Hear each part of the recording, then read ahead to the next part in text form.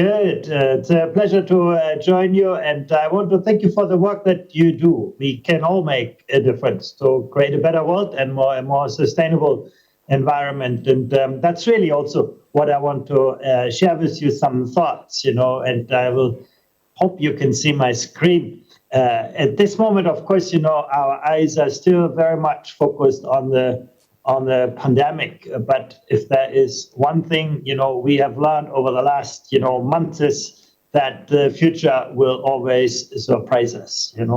Climate change is going to disrupt our lives certainly a lot more than this pandemic. And artificial intelligence is going to push us to think harder. What makes us human? How we complement, not substitute, the intelligence we create in our computer. And then there are so many other trends that shape the environment around ourselves. And in this world, it's not enough to prepare ourselves for the future that we believe is most likely, or the future that we like most. But we need to become more open, more, welcoming to different versions of the future and prepare ourselves for different scenarios. And if we can imagine a wider range of futures, we will be better prepared for the future that eventually arrives. And that's really, I think, what our work today needs to be, to think about, those futures. And it's always going to be a balancing act, a balancing act between fostering sustainability, keeping the world that we know in balance, but also resilience. How can we live in a world that is structurally imbalanced, that is full of surprises, full of disruptions? Even if we stop global greenhouse gas emissions today, we're going to live with the consequences of what we created over the last few hundreds years. And those consequences will be a lot more severe than what we can see today. So sustainability and resilience are two sides of the same coin. We need to get ready for both paths. In education, the field where I'm working on is absolutely central on both of those fronts, particularly when it comes to issues like climate change, that oblige us to see the bigger picture, to see the forest among the trees, to make better trade-offs between the present and the future. It's the hardest thing for us as humans, as individuals, whether it's financial decisions or, the environment or climate. As humans, we're always prone to value the present more than the future. And that's something we will need to change. We will need to create greater awareness for our futures. If you drink a cup of coffee in Bangkok, you need to recognize what implications that could have for workers in, South America. Understanding the global connections, understanding that what we do here and now is going to have a big impact on people in other places at other times. I would also say that we need to find a better trade-off between situational values. I'm going to do whatever the current situation allows me to do, and sustainable values that, help us to better align individual and collective well-being. This is really, I think, very, very important. And obviously, education can do a lot on all of those fronts. And the first thing it can do is really to, provide us with the knowledge, the skills, the attitudes and values that help us, create a more sustainable environment. And actually, just yesterday, we published our very first PISA analysis around this. When you think about the PISA study, you might think about mathematics and science. Those are the subjects that get, most commonly assessed in this report. But actually, there's a lot more in this. And one of the new aspects that we were looking at is how are young people prepared for science? We can see in the media a small share of young people very active on the climate front. But what about everybody? That's really, I think, what this analysis brings to our attention is sort of and you know that very well. Education can shape your behavior that influences political commitments. Whether that's financing parties or social activism, now that is all, born through what we learn what we know, what we can do, and so on. Education can shape the behavior that impacts our communities. Now, think of volunteering, community services, very, very important dimensions of the environment. We can influence more than we often think. Business practices, think about changes in consumption patterns, in lifestyle patterns, in personal investment choices, in the employment that you choose.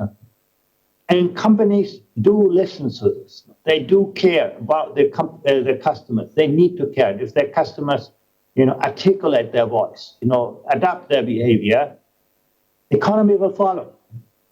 That's something I think we need to not only develop the awareness, but also that confidence that the choices that we make in the way we consume and the way we manage our lives really has an impact on the broader economy. And if you do not have that awareness as a young person, you will say, well, I'm powerless. But actually, if you do understand the power that you have as, in the way you live, I think you can live a different life. And of course, what we do always makes a difference for people in other places. No?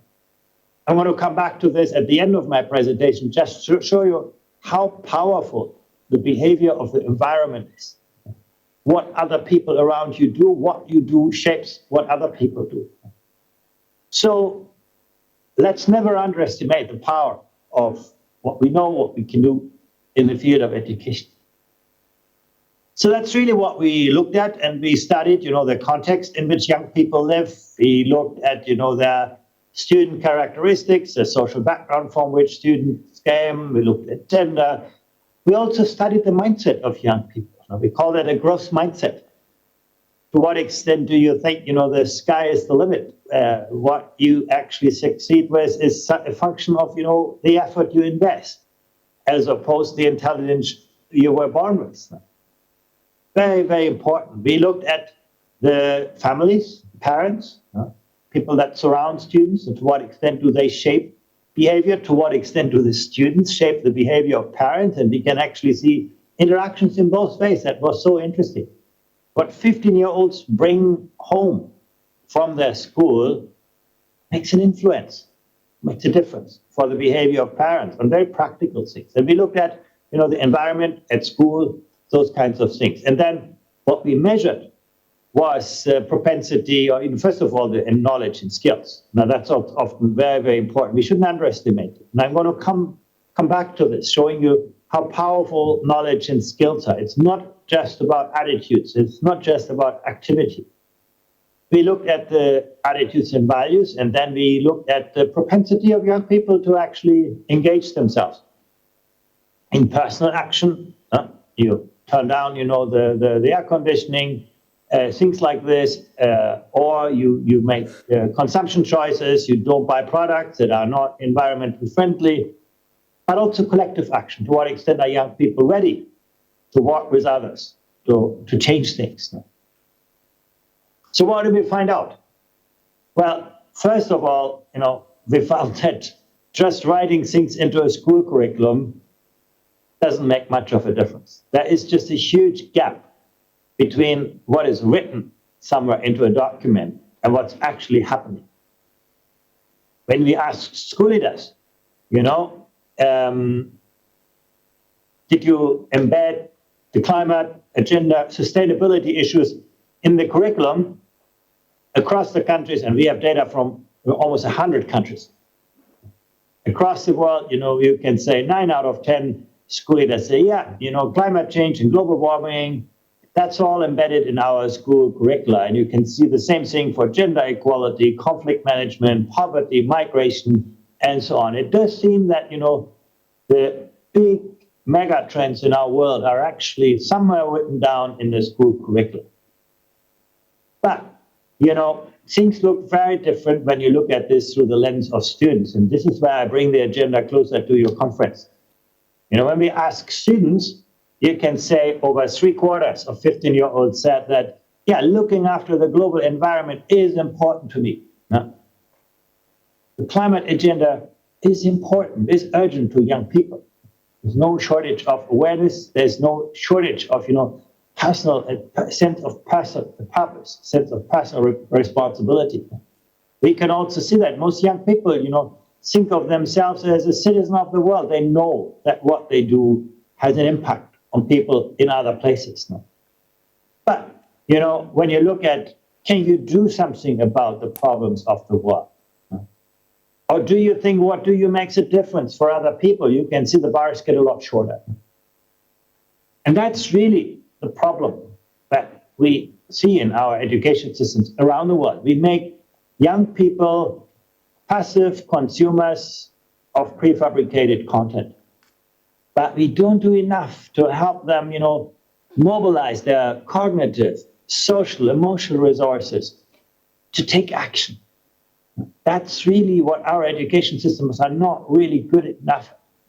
We have, lots of passive, reception of knowledge, transmission of knowledge, but we don't create learning environments where students learn and take responsibility, where they actually do things. That's really, I think, one of the biggest lessons from this report. Second lesson is that, what you know in science actually makes a huge difference on environmental behavior of young people. Very, very powerful predictor of students' attitudes and activities. Students who know less about the science of the environment, were much more optimistic, that some magic politician is going to come tomorrow who's going to sort all of that out. There was almost a kind of naive sense of optimism among students who didn't have the foundations. So making sure that young people actually develop a really good understanding, how exactly does, carbon dioxide affect the climate? No? How exactly, does the extinction of animals and plants relate to, our consumption patterns? If you don't understand the mechanisms, the science behind it, you're unlikely to take, intentional and sustained action on this. So what did our data show? When we gave, students a test on those questions, you could see, for example, over 80% of 15-year-olds in Canada, Korea, or Singapore know that reducing greenhouse gases is a long-term response to climate change. It looks very good, no? But you also see that students in lower income countries, you can look here, for example, at Indonesia or Kazakhstan or Brunei Darussalam or Panama. Now, you can see the bars are much shorter. Now. And why do I say this? Particularly in the countries that bear the brunt of climate change today. The lower income countries, they're mostly affected by the immediate impact of the rich world. Now, there, the knowledge is actually lower. And that should worry us, that actually the knowledge may actually further, amplify the disparities that we see in behavior around the world. What was also interesting, when we asked questions, on climate mitigation, students typically knew less about climate mitigation than climate change. Why is that a problem? Well, mitigation is something you can do today. Climate change, you're going to see the consequences in the long run. Both are very important for us as humans. But if we only, see the big picture in the long run and we do not know what we can do today in the short run, we'll probably not see that, agency for real change. And you can see we're not good enough in most countries to get people to think about those more shorter-term problems. Now, I already mentioned we looked at environmental awareness and we looked at environmental optimism. On average, we have 7 out of 10 students who know something about the consequences of clearing forests. And 2/3 have a basic understanding of the increase of greenhouse gases. So that looks also quite good. And let's look at environmental optimism.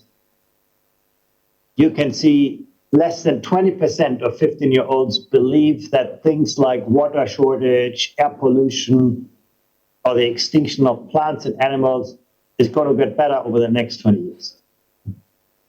Most young people, I would say, have a realistic, maybe pessimistic, view on the future. We haven't seen much progress. We went in the wrong direction for a long time. Probably, it's going to be very hard to turn that around.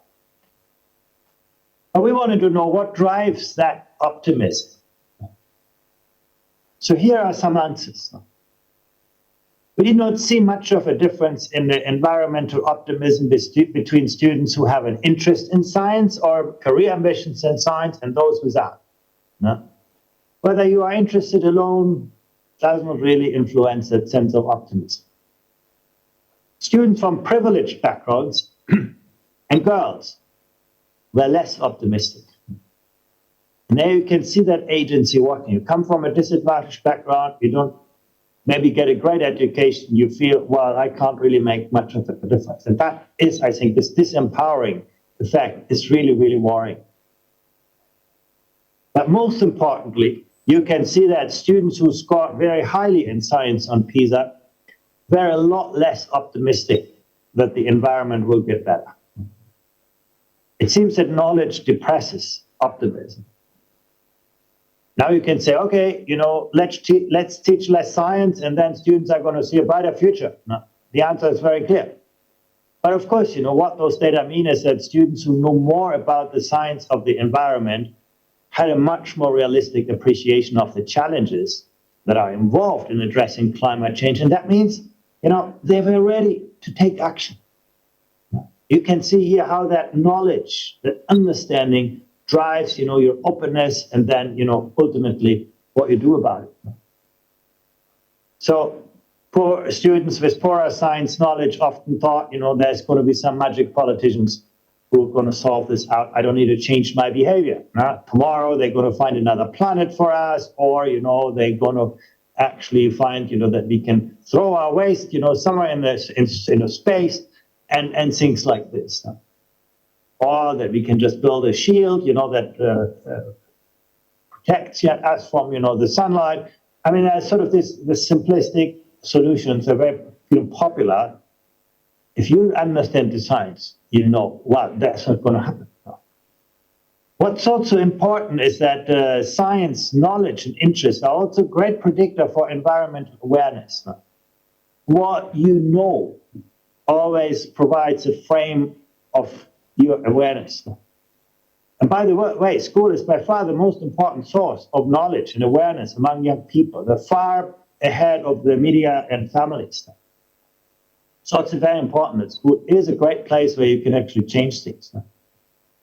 So that's why, building strong foundations in science is so important. But it is not enough.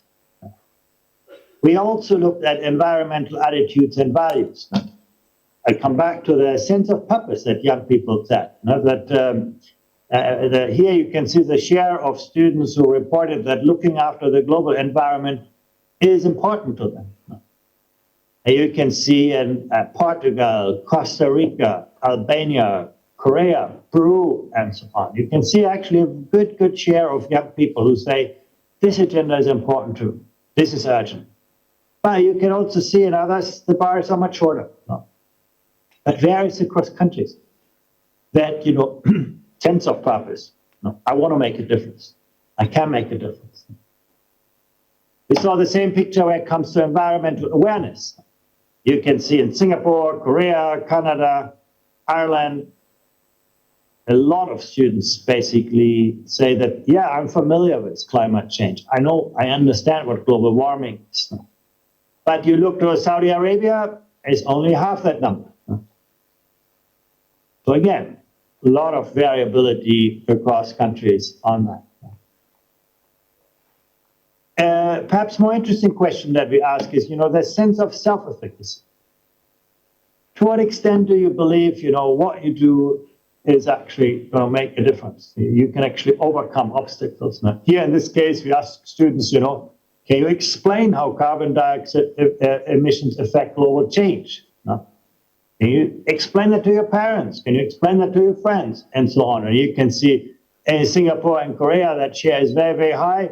But in Romania and in Indonesia, that share is very high. So we measured a whole range of attitudes of young people. And then we try to put it all together. We created a kind of, global picture of this. You can see here in green, the share of students who we call environmental enthusiastic. those are students who are aware of the climate issue, who have that sense of self-efficacy, and also feel that sense of purpose.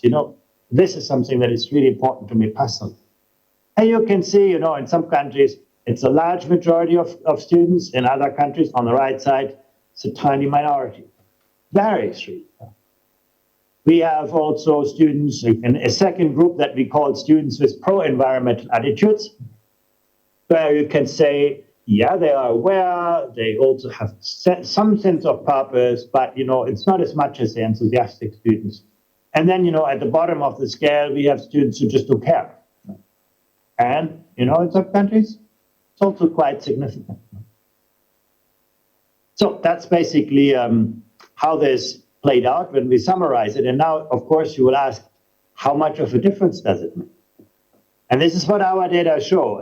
They show that pro-environmental attitudes and science knowledge actually are intertwined. They reinforce each other.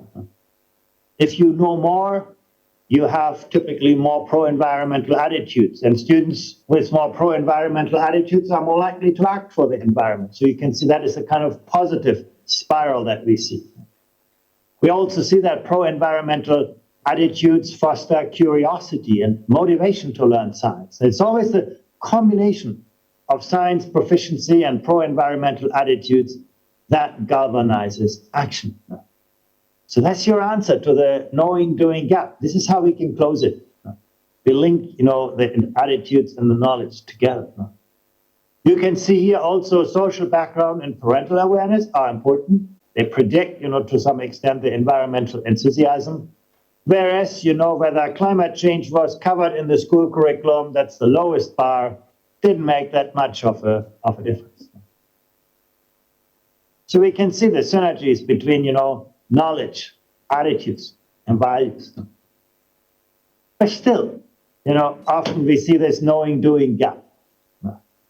You can see that knowledge doesn't always translate into action. And we looked at 5 actions that students do. First of all, you can see a large share of students, over 2/3, say, yeah, I try to make a difference in my personal life. I reduce the energy use at home in order to protect the environment. You can see still almost half say, I choose certain products for ethical or environmental reasons, even if they're more expensive. You can see conscious consumer choices also are on the rise. These are, of course, averages. In some countries, that is higher, in some countries, lower. I participate in activities in favor of environmental protection. This is collective action. You can see over 40%. Less popular, I'm boycotting products for or companies for political, ethical, or environmental reasons. That's just about, maybe a little less than 1/3. And then, I sign environmental or social petitions online. That was the lowest. So you can see that's the average. But let's have a look at this country by country. And I want to show you here. You can see on the one hand, the top countries when it comes to self-efficacy. I know something about, carbon dioxide emissions, and I can explain how they affect global climate change.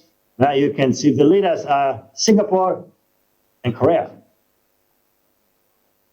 That's the knowledge of this, it's self-efficacy. But then, when you look at the students who can choose or who do choose certain products for ethical or environmental reasons, neither Singapore nor Korea does very well on that. So again, it shows us, we need to translate that self-efficacy into actual action. And we saw more systematically that, there was often a misalignment between environmental enthusiastic students and the actions that they took. You can see, sometimes it works out, sometimes it doesn't. So it does raise the question, what can we do about all of this? What can schools do? What can public policy do? That's the question, for me at the OECD, the relevant question, how can public policy, create better foundations among young people on this agenda?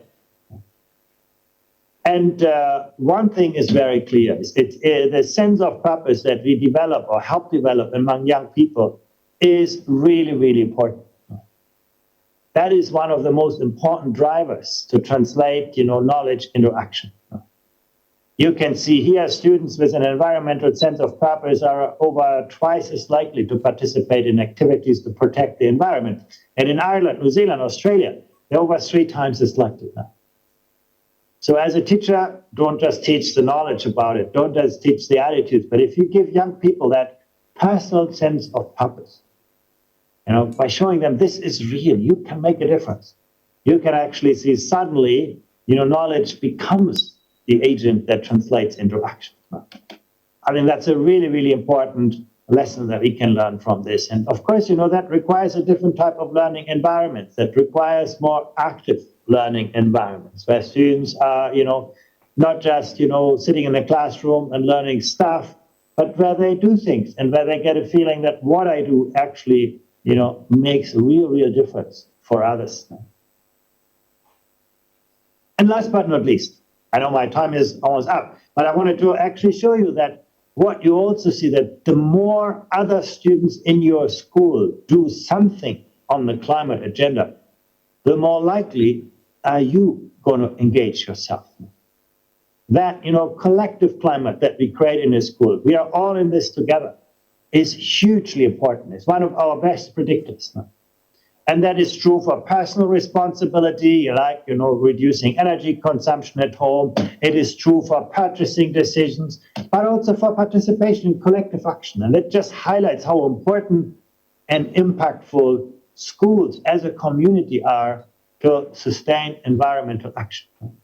Yeah, you can do things as an individual, but ultimately, the more people are involved in this, the more people feel empowered. So schools can really empower students to take environmental action by learning from action, by learning through action. It's not enough to teach students something. We really need to give them a reliable compass to educate them for their future, not just our past, and to give them, that personal sense of agency. I can make a difference, but also that co-agency, to learn to live with people who are different from them, to actually, learn to see the world through different lenses and perspectives, to appreciate different ways of thinking, different cultures. And that collective agency that teaches us that the whole is always bigger than the sum of the parts, and that the present today is going to shape somebody else's future tomorrow. Now, that was a pretty abstract, but we have also a lot of really good examples where schools are already doing that. Our website, Global Teaching Insights, actually collects a lot of experiences from schools that, are going the extra mile. There is no shortage of very positive experience. I think the bigger challenge for us is how we make them more systemic. So that's really all I wanted to share with you, and I look forward to any questions you have. And if you'd like to see the report, you'll find it on our website. Hello, my name is Mponya Mate. I am South African. I go to the University of Johannesburg. And I have a bit of a provocation. And I was just looking at the report, and when looking at the countries that actually belong to the OECD, I just feel like there isn't a lot of representation, especially when looking at the African continent. And that worries me a little, because I feel like when there is a gap of knowledge, a gap of research in a certain region regarding climate change, and in this instance, students in Africa, with regards to climate change, it actually contributes to perhaps a gap of climate action and not even knowing the factors that contribute to this. So I just kind of want to, propose as well research that really, really treats the climate change issues as the global issue it is.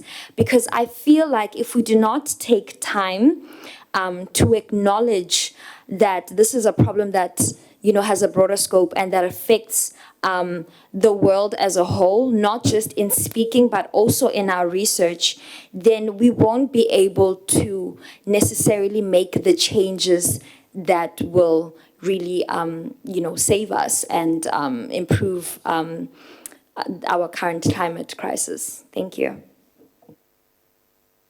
Yeah, I think it's a very fair point. And what I can only say to this is that the program, the PISA program, is open to all countries, and it's taking time for countries to start this. We started with 5 countries only.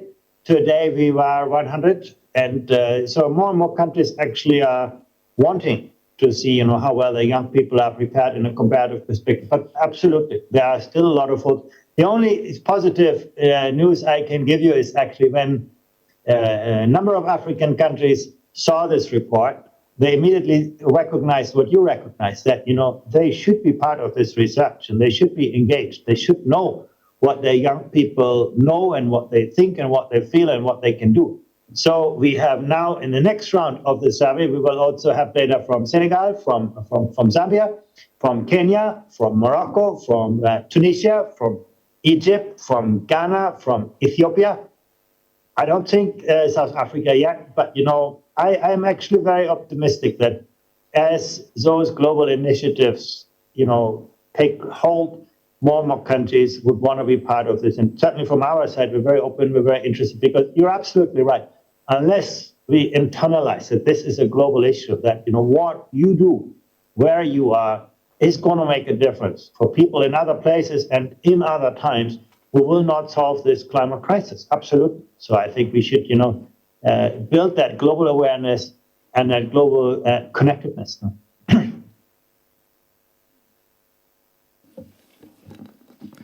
Hello, sir. How are you? My name is Miguel dos Santos. I'm also from the University of Johannesburg. And I just wanted to know, from the research that you have there, do you think that maybe confining climate change and its research and its impact on students and the impact on the world to certain subjects like science? Because though it means only people that had, or students that had really good marks in science were very discouraged by it, maybe perhaps broadening it out to maybe its own subject itself could be better. Did the research indicate that? Is there a feeling of that?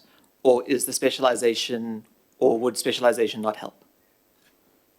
The answer to this is the more you integrate it in additional subjects, the greater you can see student awareness and students' propensity to take action. I would be, very hesitant to make it its own subject. I think it will have the opposite effect. If you create a subject, climate change, in a school, then, it's social science teacher will tell you, okay, great, I don't have to deal with this. Somebody else is taking responsibility for that. And the science teacher will tell you, oh, yeah, I can use the space for teaching physics because, someone else is going to deal with the climate change. The answer really is, climate is something that affects every subject that you learn in school, from languages, you need to understand other cultures, other people, through the science of it, through social science, through geography, all of that, is related to this. So I think, and you need to make that intentionally. You cannot just say, okay, we'll do a little bit everywhere. What works really well are projects where you have actually a project that brings together different disciplines, different subject areas in a school, where teachers collaborate across the boundaries of subject disciplines, where students do something. Today, with digital technologies, you can even connect schools, you can build powerful networks. The Global Teaching Insights that I shared with you, the website brings together schools from all over the world, actually, to share their experiences, their practices.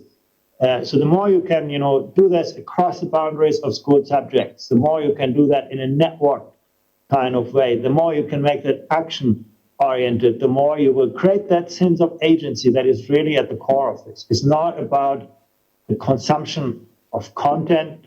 It's really about, can I, and I'd say this more generally, the world in which we live no longer rewards you just for what you know. Now, Google knows everything.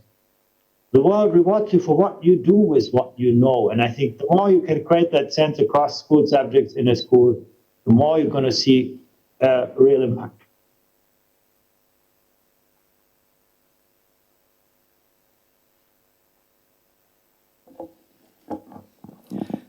Hello, my name is Zaf from the Brigham Young University of Hawaii, and I'm from the Philippines. And my question is, based from your experience, what seems to be the ongoing issue for empowering students who excel in classes but somehow feels disconnected to the nature or the actual issues going on in climate change? Was it the curriculum implemented by the different states or different countries in their departments of education, or is it the daily lesson plans that teachers create in order to help the students to align to that particular curriculum? You know, I don't have data for Hawaii, but I do have data for the Philippines. And there I can actually say that the science, knowledge, and engagement of young people was a very great predictor for their sense of agency, where actually students in the Philippines feel, well, I understand those issues, and they generally were also feeling, I can do something about it. And so I think that's sort of one very important ingredient in the Philippines, that many young people lack the most fundamental understanding, and they have often a quite naive belief about solutions. Oh yeah, someone is going to figure that out. You know, we found solutions to everything. Climate change is going to be solved. They do not see that it's me who will make the difference. And so I actually think in the Philippines, the lack of a real good understanding of the issues is the part of the biggest problem I see there. Students have a lot of very abstract theoretical knowledge. Sort of the curriculum is a mile wide, but only, you know, an inch deep. And I think that's what is, I think, the biggest barrier. And then, of course, you know, when you have those foundations, then you can start to think about, you know, great projects, have more, you know, theme-based learning, more project-based learning. But I would actually say from the Philippines, the issue is more the fundamentals, really. That's at least what these data show.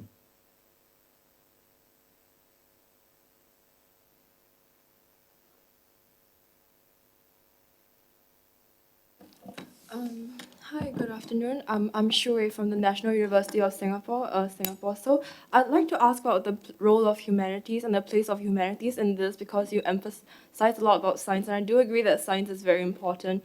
However, I think in our current age, we are facing the rise of ultra-right nationalism and a branch of fascism, that's eco-fascism. So you can have climate awareness, but this doesn't lead you to compassion for people in the global south, especially from the north, who are facing climate refugees, and who are this doesn't give you compassion for them. In fact, some people think that, oh, you know, if there are less people in the world, there'll be less carbon emissions. So I'd like to ask about the role of humanities, and especially kind of in developing compassion for our upcoming displacement by the climate. Yeah, thank you. Yeah, we actually did measure that. We called it global competency. There we looked at students' awareness of interconnectedness, their willingness to see the world through different lenses and perspectives, to appreciate different ways of thinking, to engage with different cultures. We looked at their awareness, we looked at their capacities. You know, speaking different language is an elementary one, but then also, you know, your openness to other cultures, to other ways of working, to other traditions is very, very important in that. So we actually looked at those dimensions. We find very important differences across countries. Some countries that are not doing so well academically, we're very, very good at that. I'll give you an example, Colombia.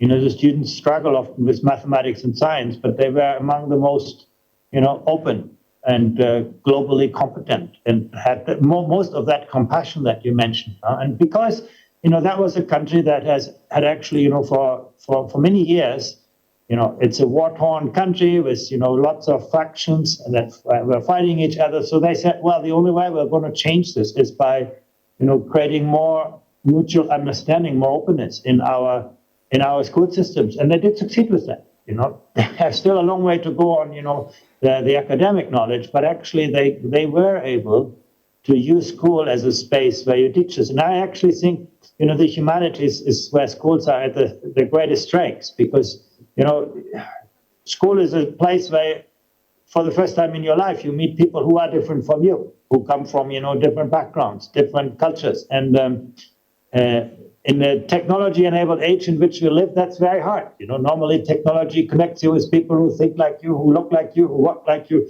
And so school really, really is an important place, and the humanities do play a very important role. So we had studied that kind of questions in our work on global competency and the PISA project. Unfortunately, in that research, we had only, I think it was 56 or 57 countries taking part, so it was a smaller set, but still, I think the results are very interesting.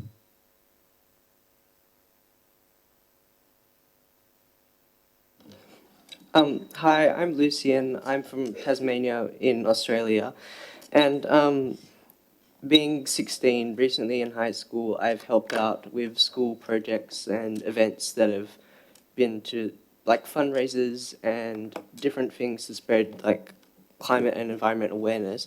So I was just wondering, obviously, implementing more climate change education in the curriculum would be helpful to increase student awareness, but is there any research into having more broader school projects and events like those, like fundraisers or other things that schools do? Would that help? Yeah, actually, it helps more than what you do in the curriculum, as you saw in some of the data. Actually, it's usually the kind of initiatives and activities that schools create for students to do things. And it can be, you work with your community to organize transport in a more environmental friendly way. Now, I mean, there are a lot of things where actually schools can be a catalyst. Don't underestimate the willingness of populations to change things, but often people just do not know where to start. And the school is often a great place to actually get people to think about those questions. And if the school makes a difference, what 15-year-olds felt, could do, actually influence the families. And so I do think that schools can become a very important catalyst in their community through the activities they engage with. Now, it's far more important than the curriculum in my experience.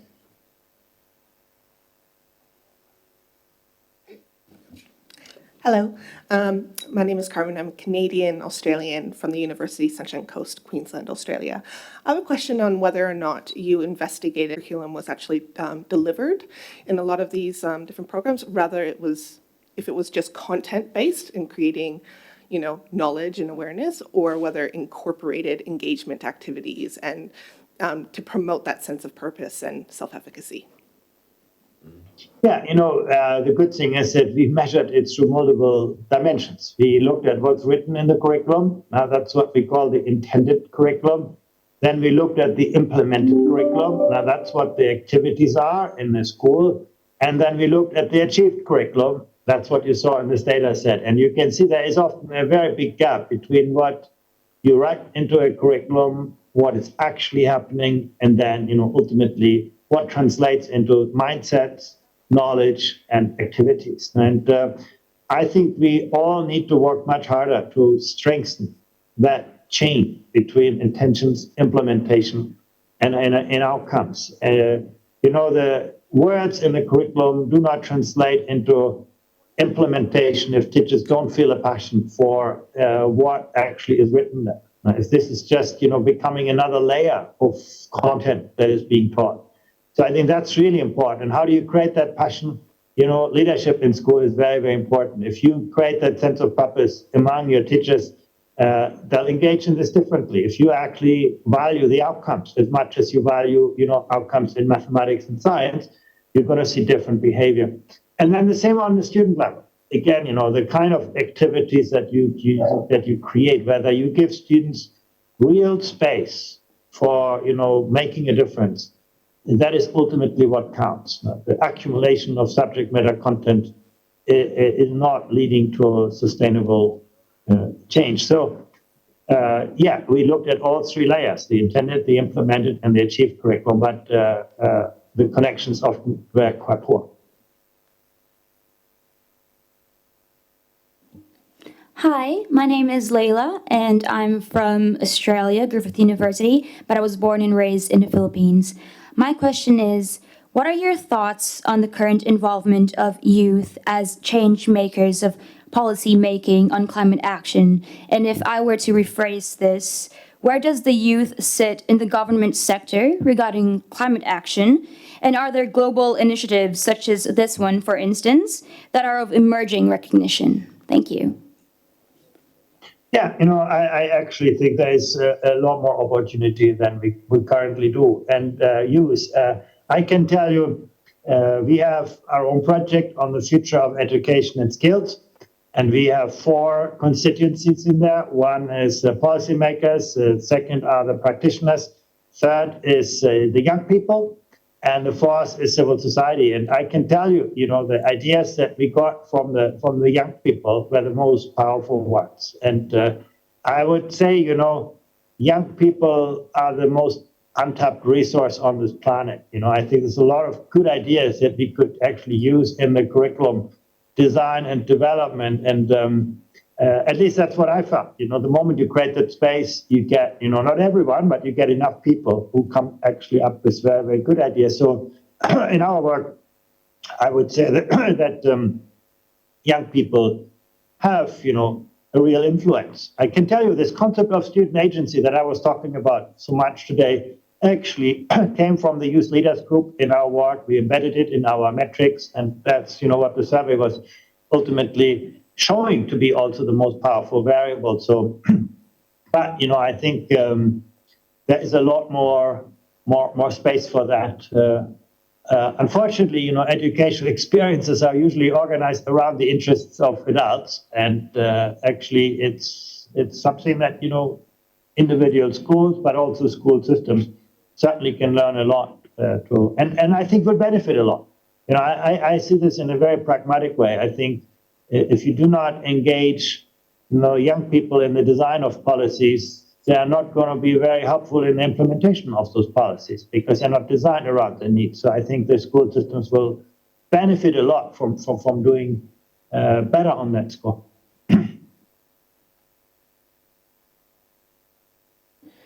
Hi, Andreas. Thank you so much for sharing. I'm Eunice from the Chinese University of Hong Kong, and I have a question concerning the misalignment between self-efficacy and also actions and students. Because the problem I see here is that science education now teaches knowledge but doesn't promote actions. So we see in the school system, we have exams. We make sure students understand the situations, but we never test them on whether they do any actions, even simple things like whether they recycle, whether they, reduce carbon footprints in their lives. And I feel like maybe that the cure to the problem is actually to get them to do more outside of classrooms. But I do see there's another concern over this, because there might be political kind of concern or maybe safety concern to whether we should push students to be engaging in civil societies or protests on certain climate change concerns. So my problem is whether you have solutions and how you see for this problem between learning in class and also learning from extracurriculars. Thank you. Yeah, I think that's true for many of the kind of national exams and tests. In our PISA exam, as you could see, we actually measure in very concrete terms, what students can actually do and their willingness to engage in this. And actually, I believe that schools in Hong Kong are actually quite advanced on this as well. I think project-based learning is more popular in Hong Kong than many other countries. At least I've seen primary schools doing quite interesting work in Hong Kong. But there's a lot, I believe, all learning should be project-based in the future. And I think it will be, learning used to be project-based in the past. If you go back, 1,000 years, we all learned through apprenticeship. We didn't go into formal schools, but we always learned from and with people. Learning was not a kind of transactional business as it is today. Knowledge transmission. Learning was always a social and a relational experience. And I think that, unfortunately, it wasn't available for all. I think that's what our current schooling system has accomplished. They are making, the industrial school system has created lots more places, and I think that's a great thing. It's a recent phenomenon in history. But we divorce learning from examination. We ask you to pile up lots and lots and lots of learning, and then one day we call you back and say, okay, tell me everything in a very constrained, contrived, artificial environment. And that created, a disconnect that actually trickles down into what we teach, how we learn, and so on. And I actually think, again, we need to bring those things together again, the learning and the assessment in a real world kind of realistic setting. And but I would say from what I've seen, actually, I think there are some really interesting examples in Hong Kong that, the other countries could learn from, actually. Aloha, my name is Naya, and I am studying marine biology at the Brigham Young University of Hawaii. I wanted to ask what your advice would be for maintaining a pragmatic and scientific view of climate change statistics and projections while also having hope for the future. I actually believe both belong together. If you do not have, a realistic appreciation of the science, at least that's what the data from this report very clearly show, you develop a naive sense of optimism. You're not going to take that level of responsibility. But what you need in addition to that science-based view is, a growth mindset, a sense of agency, actually the awareness that when you take action, it's actually making a difference. And that's sort of the irony of this. If you do take action, it does make a difference. We all see that in, our research, but also in the real world. But it's often the belief of, what those consequences will be that stops you from taking action. The most powerful agent in the world is not what other people tell you, it's what you believe about yourself, that growth mindset or fixed mindset with which you grow up. If the world around tells you every day, you can't do that, or, it will not make a difference, then, you embed that in your own thinking. And you will say, well, I'm not bright enough, intelligent enough, I can't do things. And that becomes actually the biggest barrier. So I think you absolutely need a good science-based, approach to this, but then you need to develop that growth mindset, that sense of self-efficacy, that self-concept that will enable you to, mobilize your cognitive, social, emotional resources to take action. Yes, hello, sir. I'm Yuxi from China. I want to ask you that when it comes to climate education and training, how do we make sure that we are spreading quite objective and realistic ideas to the younger generations? Like, for example, if we are taking curriculums from schools, then the content may be conveying some kind of national positions, for example, who should take more responsibilities or that. And also we have several carbon accounting systems, but only regional ones. For example, OECD has its own and G20 has its own, but we don't have based on under the United Nations framework. So maybe the different calculation strategy are conveying different positions with a rather limited national participation, just like the other delegates mentioned before. So I want to ask, when we are spreading whether awareness or ideas or academic knowledge to the younger generations, how do we make sure that these are the objective ones? Thanks. Yeah, I think that's a very, very fair question. And I'm not sure there is an easy answer to this. I think education is often a very kind of domestic field of policy. We think these are national answers, and we have not yet developed, I would even say, a truly global language in the field of education. I must say, the climate agenda is much more advanced than us, in education. The climate agenda has developed, they brought scientists from all over the world together to develop the net zero goal, and that's really what mobilized action. The world community, scientists around the world, were able to come together to agree on, this is what we need to achieve collectively. And then you have now, carbon tax and those kinds of mechanisms that actually move resources in the world to the places where they can make most of the difference. We lack all of that in education. And I really, I think what you do here is very, very important to create a better shared understanding that we, work across, geographic, geopolitical configurations of groups of countries to develop a common understanding. I really believe that it's very, very important that, we create we need a net zero in education. We need, a shared understanding of, what do we need to achieve? What is the knowledge, the attitudes, the values, the aspirations of young people that will actually, change the world for a better future, that will allow people to make better trade-offs between the present and the future. And then, you can use the work, from the OECD, from the G20, and all of those constituencies to feed into this. But I think actually that this is something I believe that you working in the United Nations can work towards. And it's not easy, because many people will tell you, oh, education is, my home, it's my domestic field, and it's not an international field. But I actually think we will only, what you need to understand is that, and I always say that to my fellow members in the OECD, the future of your country will depend a lot more on education outside your borders than on education inside your borders. And that is the reality today. If the world would get together to address the education crisis in the countries where it is most pronounced, we would achieve a lot more than if we all aim for a little marginal improvement in our own country. So I do think that's where, I think working in the United Nations, you can probably achieve a lot. Thank you, Mr. Schleicher. Thank you for your insights, and particularly for addressing the concept of education for global citizenship and how we can all be together, and ideally through the report and the information from the report and the data collected, we can create paths forward, and we can better understand what we can do to contribute and how we can influence education systems. Thank you for your time. On behalf of the United Nations, thank you for being part of this conference, and thank you also to all the audience for your participation.